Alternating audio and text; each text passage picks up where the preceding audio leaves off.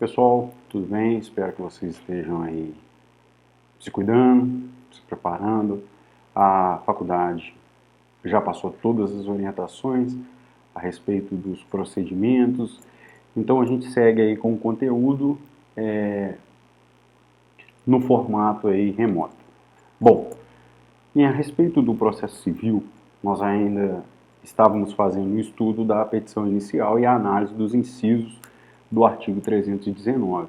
Portanto, nós chegamos ao final do artigo 319 e vamos dar continuidade agora numa questão cronológica sobre as posturas do juiz diante da petição inicial. Então esse é o material que você já tem disponível no Siga e você vai perceber aí pelo vídeo que nós vamos trabalhar agora com as posturas do juiz quando chega até a ele a petição inicial. Desde já eu adianto que ele pode adotar 4 posturas. Ele pode fazer a remessa da petição inicial ao juízo competente, hipótese prevista lá por um vício do artigo 319, inciso 1º, para o direcionamento errôneo, esse é o vício. Então o juiz, ao receber uma petição inicial com um vício do artigo 319, inciso 1º, ele vai ter a postura de remeter ao juízo competente. A segunda postura é o indeferimento da petição inicial. Porém, o juiz antes pode adotar uma outra postura, e aí a terceira postura que a gente vai tratar, que é o requerimento de que a parte, a determinação de que a parte, melhor dizendo, emende a petição inicial. Por isso, no estudo da petição inicial, nós dividimos entre vícios sanáveis e vícios insanáveis.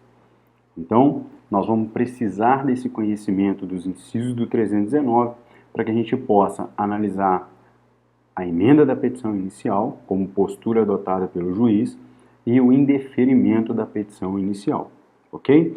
E aí uma quarta postura, que é a improcedência liminar do pedido, quando que o juiz adota essa postura e julga a improcedência liminar, ele julga a improcedência de forma liminar do pedido do autor, ok? Então vamos lá, o primeiro slide aí para vocês fala sobre a incompetência absoluta, tá?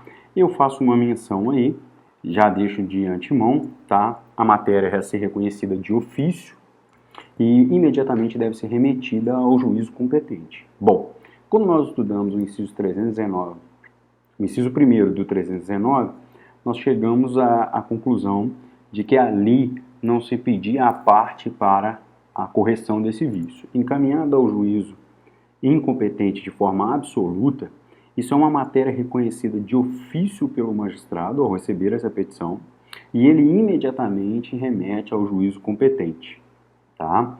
E aí você tem algumas referências, igual eu coloco no slide aí, que a incompetência absoluta, em regra, tem natureza dilatória, sendo que, chegando os autos ao novo órgão jurisdicional, volta-se o tema enfrentado no presente capítulo. Ou seja, o que está dizendo no slide? Vamos trabalhar aqui com essa hipótese. O juízo recebeu uma petição inicial com vício no artigo 319, inciso 1º. Portanto, ela foi remetida ao juiz e ele é incompetente de forma absoluta para apreciar aquele feito. Ele faz o quê? Ele remete imediatamente ao juízo competente. Essa petição, ao chegar ao juízo competente, ela vai ter o enfrentamento de toda a análise dos seus requisitos. Então essa petição inicial ela passa por uma nova análise, por umas novas possibilidades. O juiz pode, agora o juiz competente, pode pedir a emenda, pode dar um indeferimento da petição inicial, pode julgar a improcedência liminar do pedido. Então é só uma questão de remessa quando se trata de incompetência absoluta, tá? Vamos lá a essa análise. A sequência lógica é a emenda da petição inicial. O slide traz aí para vocês que o Código Civil possui um caráter instrumentalista e também trata-se de uma pergunta.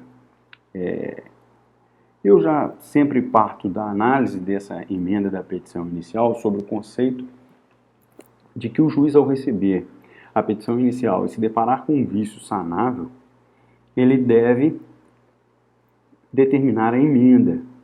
E aí o STJ tem um posicionamento interessante que a emenda da petição inicial seria um direito do autor, não podendo o magistrado indeferir a petição inicial antes de determinar a sua emenda. Então, para o STJ, o posicionamento é de que seria um direito do autor a emenda da petição inicial. Tudo bem? E aí surge uma nova situação. O juiz, ao determinar a emenda da petição inicial, essa petição ela deve ser sanada um vício. Qual vício? Então, a decisão que determina a emenda da petição inicial, ela deve ser fundamentada, lógico, e ela deve apontar de forma precisa qual o vício. Isso é muito importante. Porém, vocês têm que ter uma noção de que, ao magistrado, ele deve fundamentar a decisão de emenda e deve apontar de forma precisa o vício. Porém, ele não tem a obrigatoriedade de indicar a forma como esse vício será sanado. Então, vamos lá. Vamos partir aqui do seguinte ponto. A petição possui vício sanável. Ok? Então, a petição tem um vício sanável. O juiz, ele tem poder discricionário para determinar a emenda? Ele pode indeferir de plano?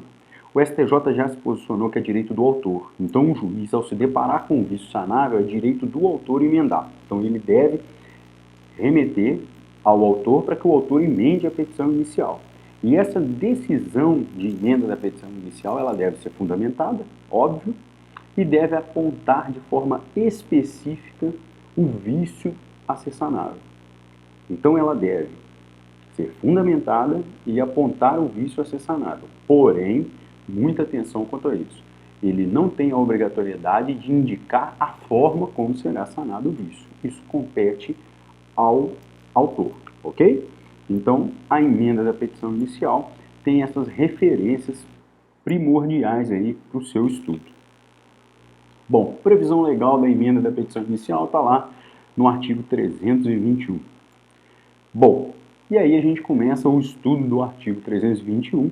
Eu indico a vocês que quando fizer a análise desse slide, principalmente, você pegue do lado do seu CPC. Eu estou com o meu aqui do lado, ó, o que vocês já conhecem, que é esse velhinho aqui que eu uso na sala de aula. Está aqui aberto, ó, artigo, para eu poder seguir o estudo da emenda da petição inicial. Então está lá o artigo 321. Bom, prazo para a emenda da petição inicial. Então, de forma bem objetiva, prazo para a emenda da petição inicial, regra, 15 dias. Dê uma olhadinha no artigo 139, inciso 6º, que o magistrado pode ampliar esse prazo, não é um prazo engessado. Mas, via de regra, nós estamos falando de um prazo de 15 dias para a emenda da petição inicial.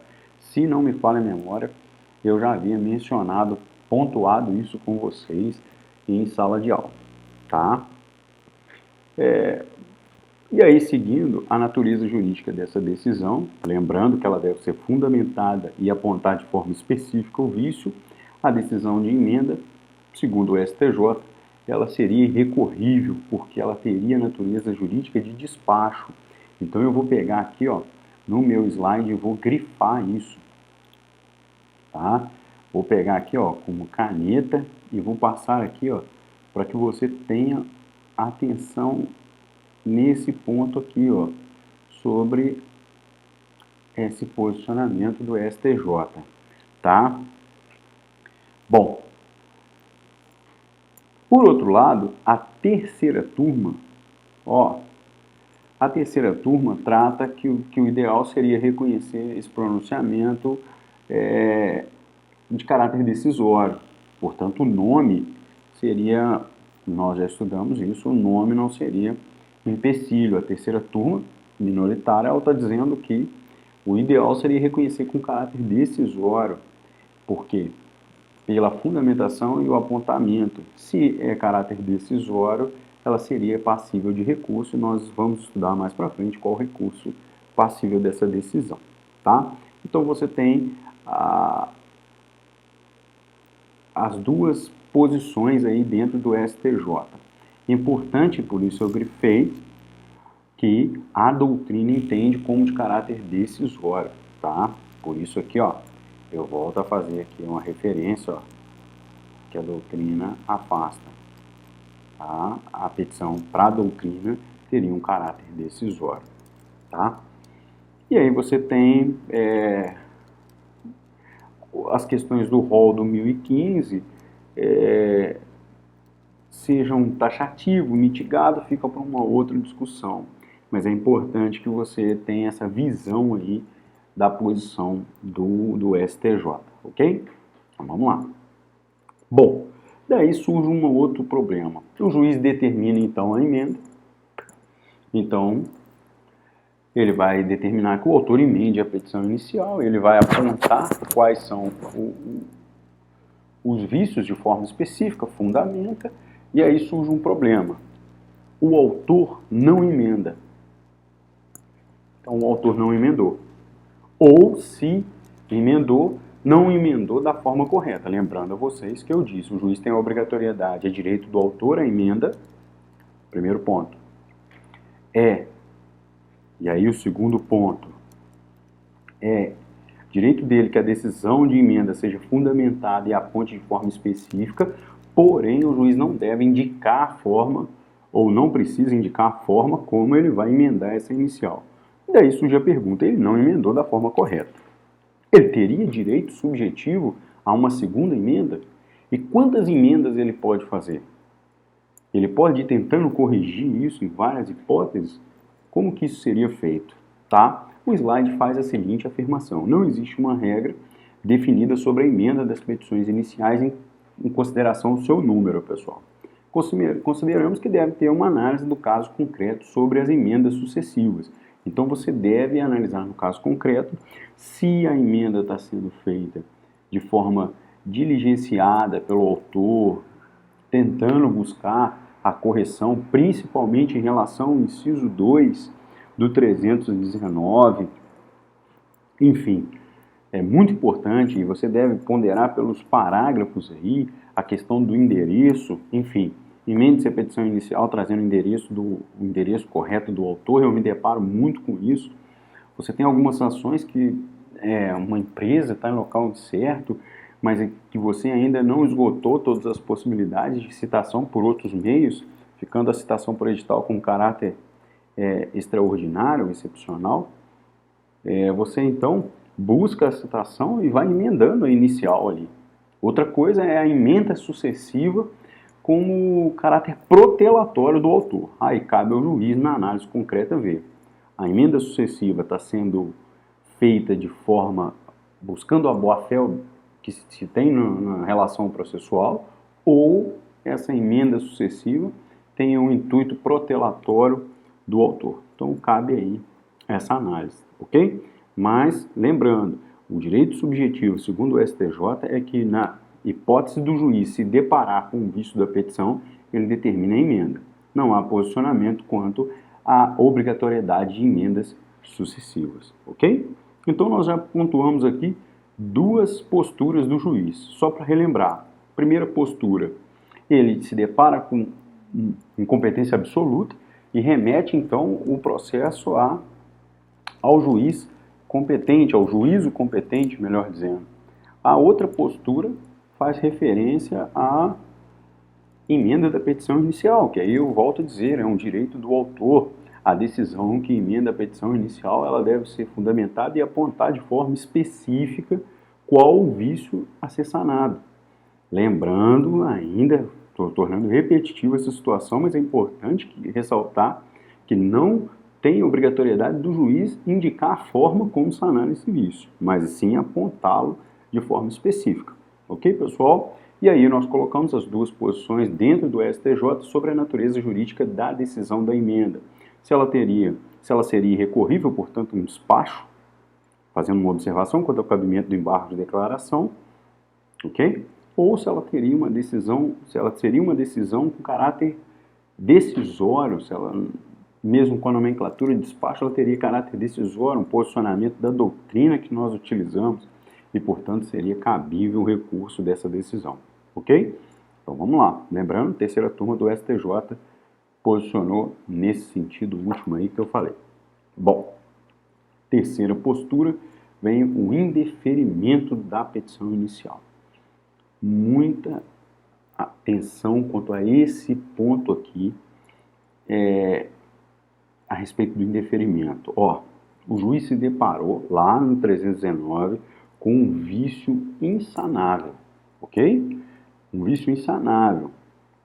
Ou ele se deparou com um vício sanável que não foi sanado. Portanto, é um vício sanável que se tornou insanável. Ou seja, quando ele determina a emenda da petição inicial, o autor não o faz. Ou se faz, não faz da forma correta. Ou seja, o autor foi incapaz de sanar aquele vício. Então, nas hipóteses de vício insanável ou de vício sanável, que pela postura do autor não foi possível sanar, o juiz vai indeferir a petição inicial. Ok? Pois bem, esse indeferimento, a princípio, esse indeferimento ele pode ser um indeferimento parcial ou um indeferimento total. E o que significa esse indeferimento? O juiz indefere a petição inicial, e aí você tem uma parte específica do 330, trazendo para a gente aqui o artigo 330, ele traz aqui as hipóteses de quando a petição inicial será indeferida. Ok? Ela está lá, ela for inepta, a parte for manifestamente ilegítima, tá vendo? O autor carece de interesse processual, você tem lá todas as hipóteses, inclusive vem especificando o que seria uma petição inepta, tá? E aí você tem que relacionar o 319 com o 330. Você tem que conjugar no seu estudo a relação entre o 319 e o 330, ok? Bom, vamos lá. Petição inicial, ela tem um vício insanável. Por exemplo, ela é inepta. O que é uma petição inepta? Bom, segundo o artigo 330, parágrafo 1º, ele traz que a petição considera-se inepta quando lhe faltar causa de pedir, lembra do 319, o pedido for indeterminado, ressalvadas as hipóteses legais, e da narração dos fatos não decorrer, logicamente, a conclusão. E, por fim, quando tiver pedidos incompatíveis entre si. Ora, nós estamos falando aqui do conceito de inépcia da petição inicial ligado aos vícios insanáveis do 319. Então, vejam, quando eu tenho na petição inicial, lá no 319, inciso 3º, fato e os fundamentos jurídicos. Ora, se houver um vício do fato e do fundamento jurídico, a petição será considerada inepta, pois lá no 330, parágrafo 1º, inciso 1º, lhe faltar o pedido ou a causa de pedir. Vejam essa relação. Então eu tenho lá no 319 o requisito da narrativa dos fatos e da causa de pedir, ok? E eu tenho aqui considerado como causa de indeferimento da petição inicial a sua inépcia. E o conceito de inépcia claramente especificado aqui. Bom, então, vejam que é preciso que eu estude o 319 e o 330 de forma conjugada.